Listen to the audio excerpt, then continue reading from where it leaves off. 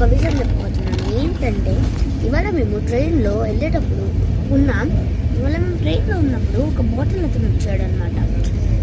ఆయనే మాకు ఒక యూజ్ చేసిన బాటిల్ ఇచ్చాడు. నాకు కోపం వచ్చి మేము దాన్ని కొత్త బాటిల్ అడిగాము. చెక్ కూడా చేసుకున్నాం. చెక్ చేసి మరీ తీసుకున్నాం.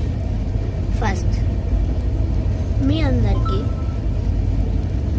చెప్పబోతున్నది ఏంటంటే, మీరు ఇలాంటి సిచ్యువేషన్లో ఉన్నప్పుడు ఏం చేయాలో అవన్నీ మీకు చెప్తున్నాను ఇప్పుడు. And first bottle. ఈ బాటిల్ సీలింగ్ ఉంటుంది కదా, ఈ బాటిల్ సీలింగ్ కనుక ఇలా ఉందనుకోండి, ఇలా తిరుగుతుంది అనుకోండి, అలాంటి అస్సలు తీసుకోండి. ఎందుకంటే అది యూజ్ చేసి ఉండదు కాదు. నెక్స్ట్ ట్రిక్, ఇక్కడ బాటిల్ స్టిక్కర్స్ ఉంటాయి కదా, వాటిని పీకి పడేయండి. లైక్ నేను కూడా పీకి పడేసాను. ఇలా చేస్తే మీకు ఈజీగా అర్థమైపోతుంది ఇది యూజ్ చేస్తుందని. థర్డ్ ట్రిక్లో ఈ బాటిల్ క్యాప్స్ ఇలా పడేయాలన్నమాట బాటిల్ లోపల. అండ్ చూడండి మీరే, ఇలా బాటిల్ లోపల పడేయాలి. అండ్ ఇప్పుడు ఎంత ట్రై చేసినా ఇది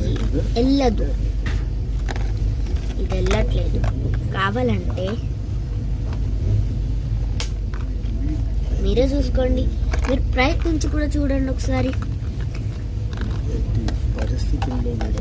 మీరు ఇలా చేస్తే మీకు ఎలర్జీస్ రాకుండా ఉంటుంది, మీ హెల్త్ కూడా సేవ్ అవుతుంది. ఇలా ఎందుకు చెప్తున్నానంటే, ఇప్పుడు చాలామంది ఇలానే ఇస్తున్నారు.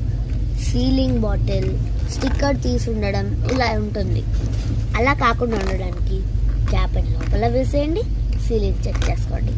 మెయిన్ థింగ్ సీలింగ్ చెక్ చేసుకోండి. Okay, bye.